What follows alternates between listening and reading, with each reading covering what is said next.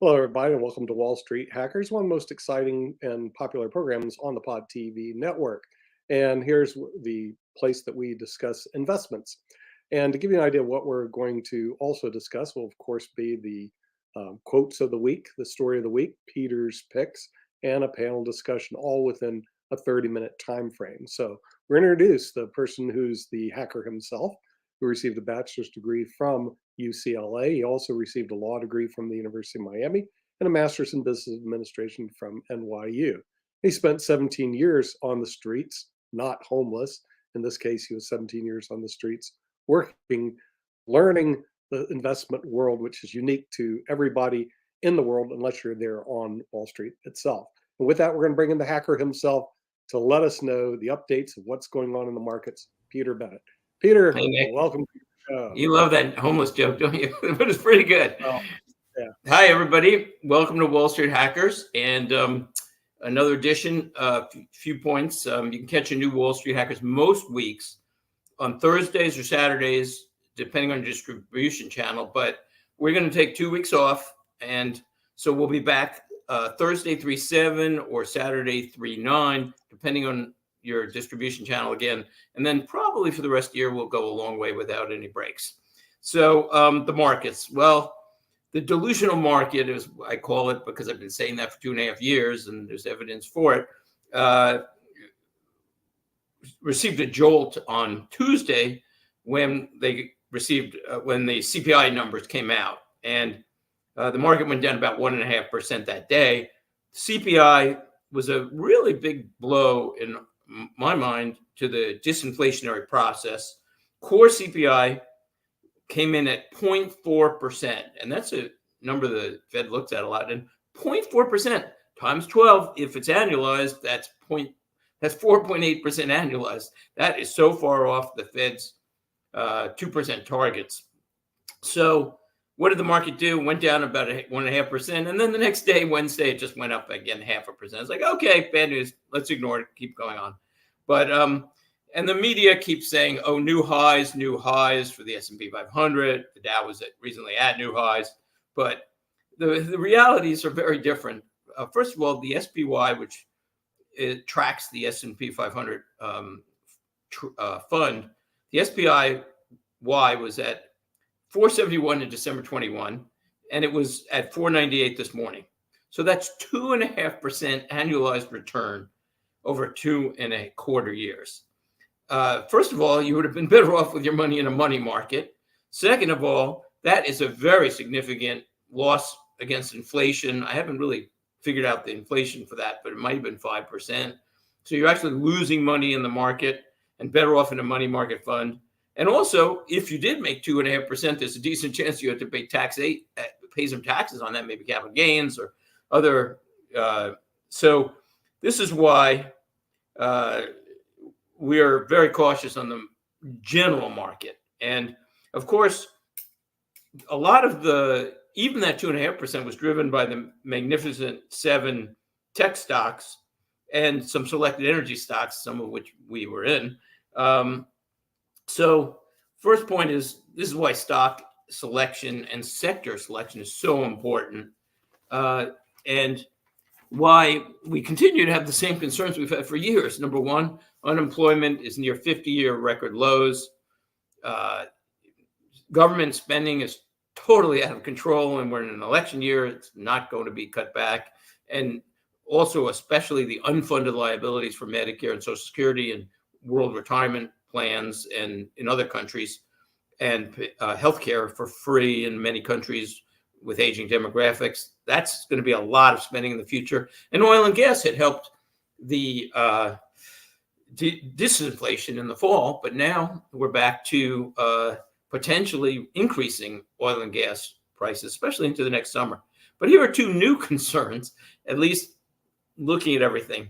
So, one, inflation expectations may be rising because we've seen a sudden, very large spike in shipping rates.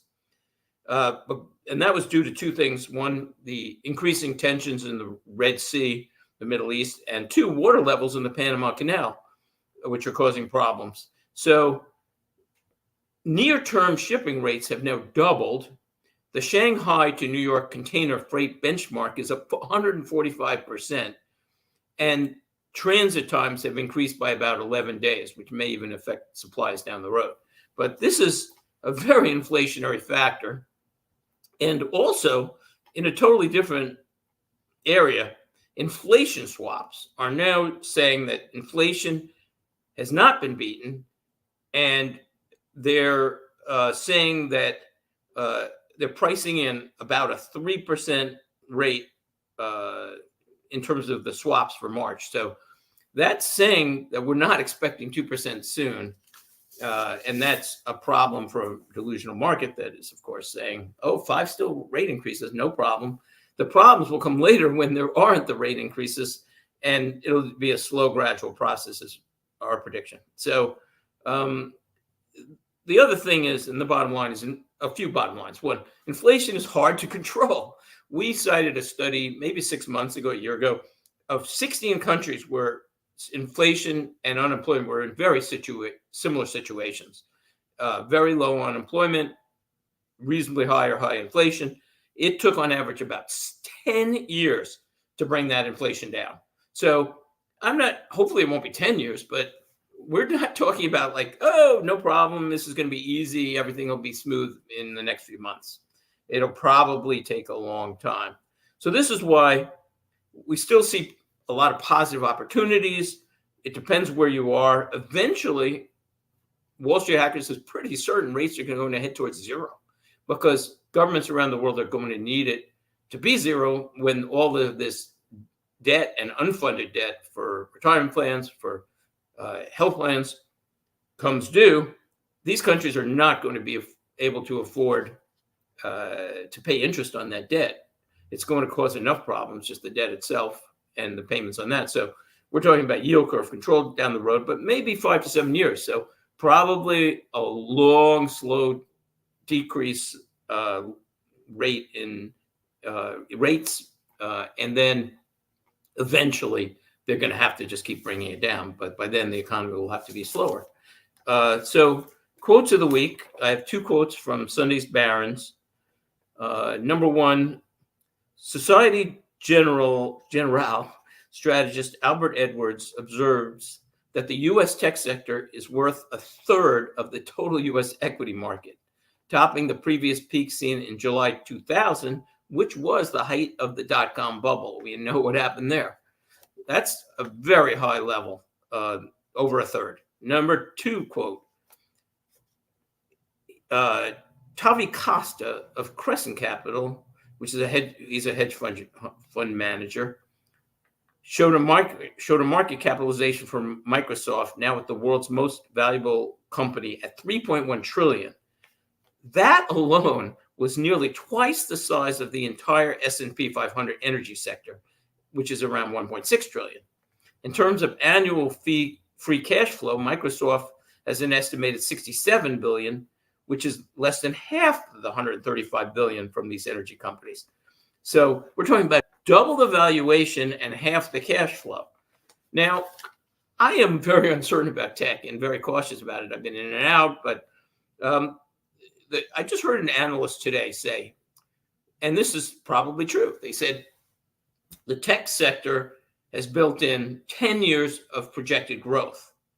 But the point she was making, and also I agree, is, are we really sure we're going to have 10 years of very strong growth? Because it's built into the prices. So you have to be very cautious, and we will see. But in general, Wall Street Hackers strongly prefers companies that have strong cash flows, nice income or decent income, and likely growing valuations and growing cash flows anyway. So that's where we go on our investments. Okay. 5 most interesting stories of the week. This is a very, obviously everybody's heard about this story, but there's a lot of interesting points. So the Justice Department recently found President Biden's memory was somewhat lacking. Here's at least 4 interesting points. One, what the report actually said.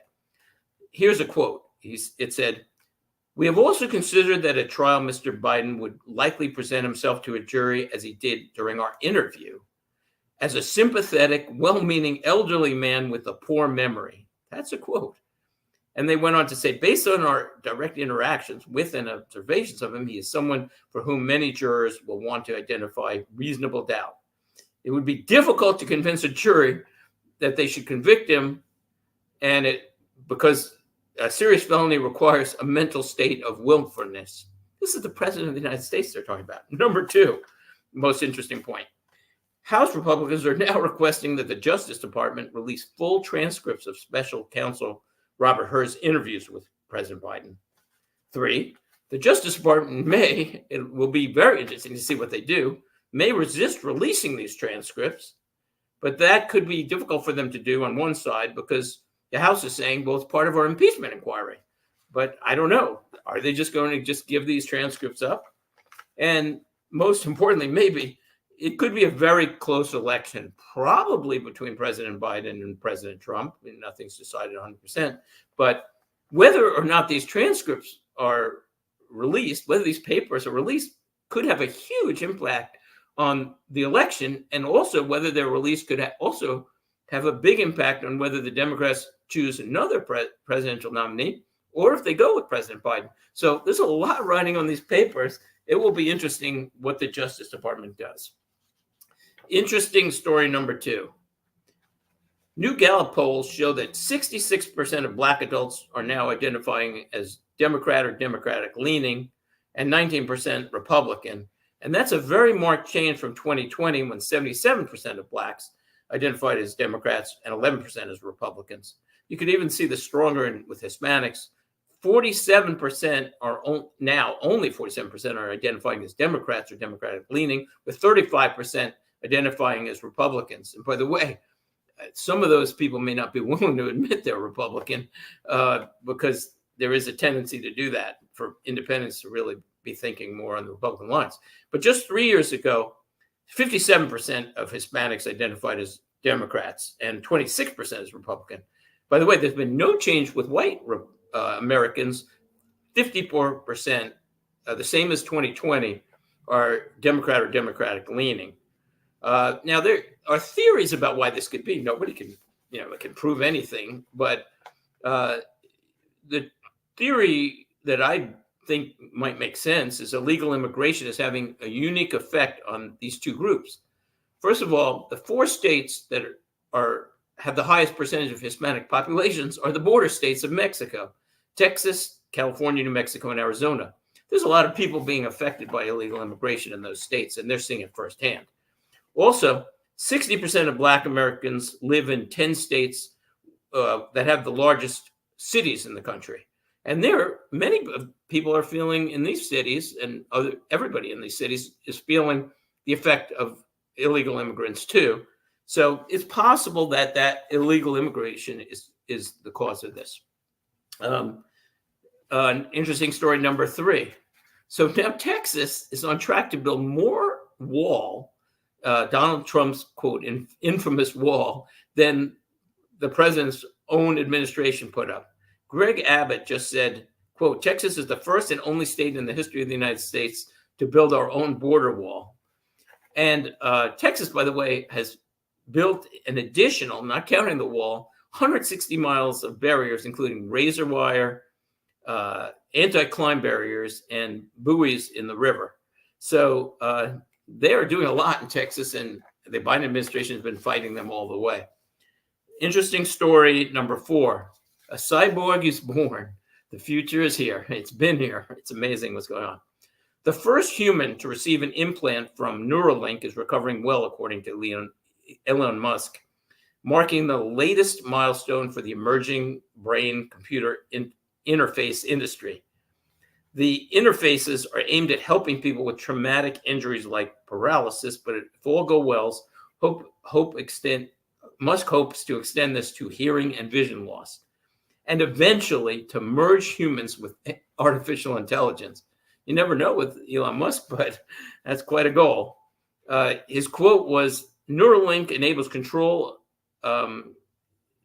It's called telepathy. And it says it enables control of your phone or computer and through them almost any device just by thinking. Initial users will be those who have lost the users of limbs. And he said, imagine if Stephen Hawking could communicate faster than a speed typist or auctioneer. That's the goal. The future keeps coming. So finally, for Valentine's Day, 3 interesting facts about single Americans. Number 1, roughly 6 in 10 young men defined as 18 to 29 are being single, 63%. The good news for those who don't root for single men is by age 30 to 49, only 25% are single. It could be because of the internet and games, and it also could be because of financial situations. Those are just theories. Number 2, the majority of all of those singles adults are not even interested in being in a relationship, or even many of them are not even looking to date. So there's a lot of people, that's 57%, by the way, who say they're not even interested. It's like, I don't know what they're doing, but it's not that. Focused on other things, whatever. And number 3, nearly half of single and looking adults, those who are looking, turned to online dating in the past year. 45% of single Americans who are searching for a relationship have used online dating platforms within the past year. So I guess for those who are looking, online is definitely an avenue. We'll take a quick advertisement and we'll be back with our panel discussion and our dividend stock of the week. See you soon. One of the things that business owners forget a lot is to prepare for their own retirement. Hi, my name's Nick Palavita, and today I'm with a very special guest, a certified financial planner, a chartered retirement plan specialist, and president of National Pension Partners, Max Culiet. Max, tell me what you do at National Pension Partners. Well, Nick, we help successful small businesses and professionals put together retirement plans that provide them the maximum retirement benefits and big tax deductions at the same time. Well, how do you do this? Well, we get on an internet conferencing system with the client. We review their goals, what they want to accomplish, and then put together strategies to help them in implementing a retirement plan that benefits them, not everybody else. Well, that sounds really good, but how much does this cost? Well, it's really not bad because the first consultation is free. That allows us to go through and discover whether this strategy works for that business and for you as the business owner and helping you maximize your retirement. Well, Max, how do we get this free appointment? It's really pretty simple, Nick. You can either go to our website below or call us at 877-252-1692, and then we can set up a time with either myself, Nick, or one of our other retirement plan specialists, another CPA or advisor in the office to go over this with you and make sure it fits for you. Hi, my name is Lewis Haupt. I work with National Pension Partners, and I work with businesses to allow them to put the maximum away that they can for themselves and to save taxes. Hi, I'm Brad Coyle, and I'm the brokerage manager at National Pension Partners. We're always analyzing plan fund choices in order to ensure the participant's success. If you want more information on how we can help you and your business put more money away in a retirement plan than you ever thought possible, contact us at the website below or call us at 877-252. So what to do? As always, we've been saying this for years. First, own energy and pipelines like MPLX, which has done phenomenally. We've been recommending it for years. You can look at it, pull it up. I mean, we were recommending it under 20 at 23. And EPD, which is not quite as large an allocation, but we think it really places to get high yields, safe returns. And energy generally, like KRP we mentioned too, as an example. Also, whatever allocation you do have to stocks, you should definitely own dividend stocks. Our favorite chart, 50 years of history showed that dividend stocks outperformed the S&P 500 over 50 years to 2022 by double and triple for growth, dividend growth stocks and initiators. And be very careful because sector selection is going to be very important going forward. And the market, anything can happen. I'm still predicting a flattish market for the year. Maybe up a little, maybe down a bunch, but it could also tank if tech starts rolling over. And I saw somebody on CNBC today saying that and a couple of people saying they're pulling out of tech because they're taking some profits, and who knows, but that's been holding up the market. So who knows what'll happen there. Dividend pick of the week, first disclosures. Of course, no guarantees, there never is. Only our opinion. The show is for entertainment only. Consult your financial advisor. So I'm going back to SCHD. I recommend about 0.5% allocation to this, but I'm moving it up to actually 4% in our model portfolio. And it is the Schwab U.S. Dividend Equity ETF. There's a lot I like about this. Footnote, I was going to talk about Amazon, but I went in, now I'm out. It may be good. Well, I'll talk about tech soon. I just don't like uncertainty. So we'll see. But the beta on these tech stocks is phenomenal. So if the market does go down, it'll be a lot. So this week, again, I'm getting back to SCHD, much larger allocation. I like it for a lot of reasons. One is it's a dividend stock diversifier. You know, our model portfolio doesn't have a lot of financials, industrials, healthcare, info technology, and SCHD is a very nice dispersion of in terms of the allocations. And also, I like what they didn't go into. I'm not big on utilities, although I have one big one, which I'll get into one of these weeks. And also consumer discretionary. So I think they've been good. Their history has been very good. They have their dividend yield is right now 3.5%. But if you look at their history, in 2014, they were paying 24 cents a quarter. In December 2018, 40 cents. In December 24, 74 cents. So in about 10 years, you basically tripled your dividend. So if it continues that, I'll take from 3.5 going to 10, not to mention the appreciation that'll go with that. It also has very nice figures built into the portfolio. The cash flow is price over cash flow is around 11, which is a 9% cash flow yield. And even though we've been in a somewhat tough environment, sales growth, according to E-Trade, is up 5.7%. So overall, it seems like a good place to be for the long run. And when I say the long run, I say it will fluctuate with the market. And if the market starts reacting more to higher rates for longer, it may go down. But in the long run, our theory is, and I'm pretty sure this, rates are going down to zero probably in 5 years, 7 years, 8 years, as the United States and the world wrestles with huge unfunded liabilities and uses what's called yield curve control to bring it down. So at some point, this could do very well if interest rates do start dropping. It may take a few years or it may take months, but eventually they're going to drop, very likely. Panel discussion of the week. We have to really keep it moving now because we're trying to keep it in that half-hour slot. Hey, Nick. So the question is, should the U.S. be doing anything different with regard to China? Background. Back in 1972, President Nixon began opening relations with China. The plan was to integrate China into the world economy and politically, and this would increase world prosperity and also avoid war. In the 1990s, Goldman Sachs helped China create a form of modified capitalism. And that has been proven obviously to be economically successful. Thank you, Goldman Sachs. Right now, there are forecasts that China by 2040 or even 2035 may overtake the U.S. as the world's largest economy in terms of size. Now, that doesn't mean they're going to be wealthier overall because they have a lot of people, but still, that is a major change. By the way, India may also surpass the U.S. economy, but a lot of those projections aren't until 2050 or even beyond. The U.S. investors, meanwhile, are helping China's growth. They're funding it. Last week, we discussed that powerful venture capitalists are putting billions into Chinese tech companies, startups. Thank you, venture capitalists. U.S. corporations, meanwhile, have been helping China grow for years. Thank you, for example, Apple and Nike.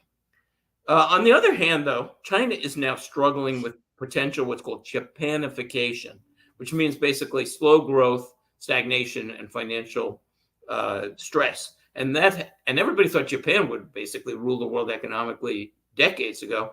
And they hit this period of very low growth and financial stress. So right now, the Chinese property market in particular has problems. They've been in a prolonged downturn since February 2023, and it could cause a financial crisis, and also that would have world spillover effects. The Chinese home prices just fell in December 23, the worst it's fallen in 9 years. So that's not looking good. China also has extremely negative demographics. Unfortunately, the world does, but China even worse. So aging populations are not good for the economy, for the market, and especially when countries around the world, including China and so many other countries and the United States, have unfunded liabilities for healthcare, free healthcare in most countries, and mostly free in the United States, and also unfunded or underfunded retirement plans. So there's a lot going on. Nick, question of the week is, should the U.S. be doing anything different with regard to China?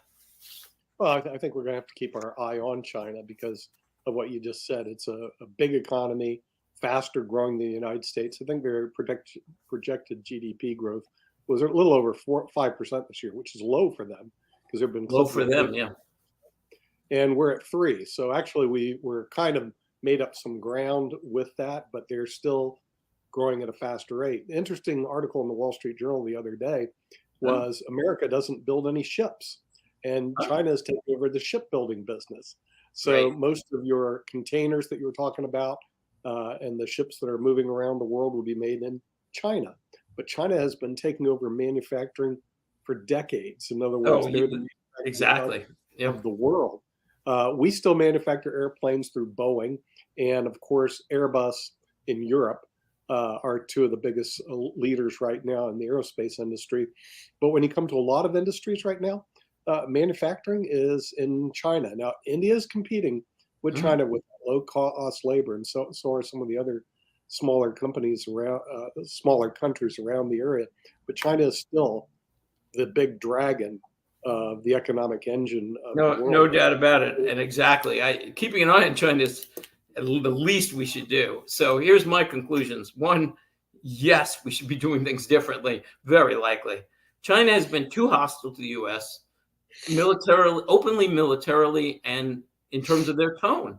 They're needlessly aggressive and working in many ways to undercut the United States in terms of alliances and other issues. So why would we be helping them? I mean, it's one thing to go to war, but it's another thing to say, okay, we're not going to be helping them as much as we need because we don't need to. The U.S. should start to decouple faster and faster away from China because the policy of integration with the world has not worked. It's been decades and decades. So why deal with it? The U.S. could make it more difficult to invest in China. The U.S. could encourage more manufacturing, which is doing to a point now, semiconductors, for instance, to move away from China to allies or the United States. And so we would be less dependent either on China or even other countries. Donald Trump recently proposed a 10% plan to tariff all goods. Very controversial for many people, but basically the argument for it would be that many countries, not just China, provide unfair indirect subsidies to their economies. They prohibit U.S. goods in many ways, especially China. And even the VAT tax system really offers advantages to those countries and disadvantages to the United States. So I don't know if the 10% number is right. And I don't even know if that's the right thing to do. But I do know that the United States needs to look at this issue more and focus on the important issues, not the little squabbles that are going on politically, because we spend so much time on that.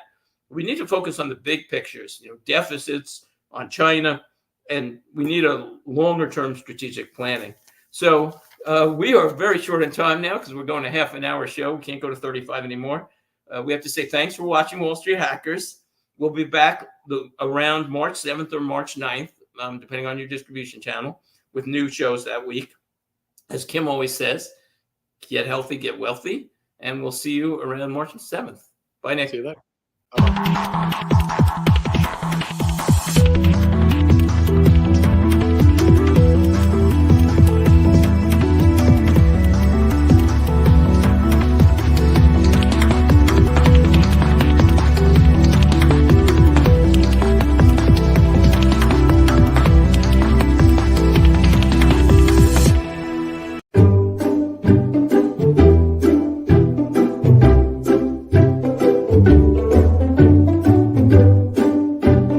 you.